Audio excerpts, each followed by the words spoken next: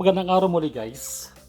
Ang episode po natin ngayon ay tayo po ay magluluto ng nilauoy na patola guys. So ready na ang ingredients natin guys.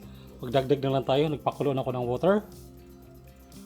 Dagdag na natin yung ginger, onion, isang ulo ng bawang, pinitpit, lemongrass, at ating siling haba.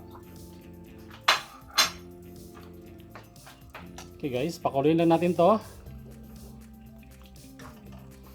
Dagdag na tayo ng paminta.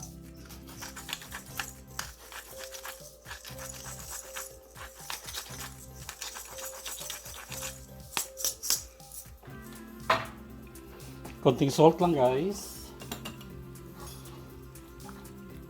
Then may leftover ako na liempo. Idadagdag ko na guys yung liempo natin. Pampalasa din yan guys. Kung mayroon kayong inilip-over na tinulang manok or ano man sa bahay, imikos-mikos lang guys. Wika nga. Then, i-add ko na yung ating galunggong na paksiw. Nahulog. Masarap yan guys kasi yung galunggong paksiw natin, pati tinik niya nakakain.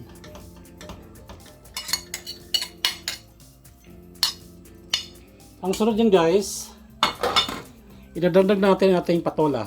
Okay? Oh, init.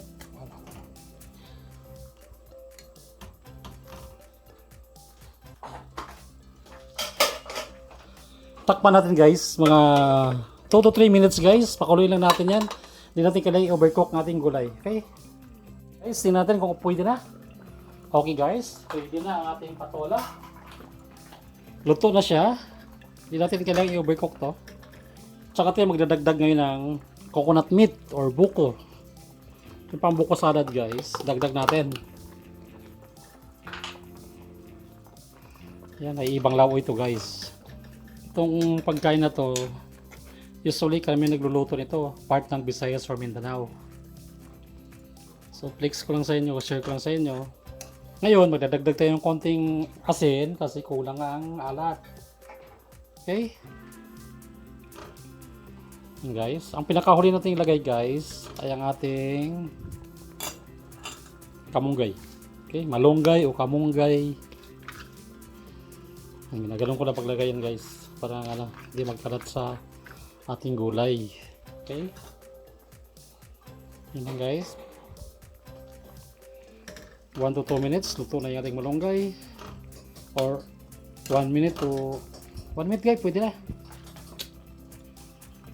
That's it guys. Ito lang yung ating nilauoy na patola. O, saan ka pa guys? Mayroon tayong buko. Okay? Thanks for watching guys. Sa hindi pa nakapag-subscribe ng channel namin, subscribe po kayo. God bless guys. Thank you.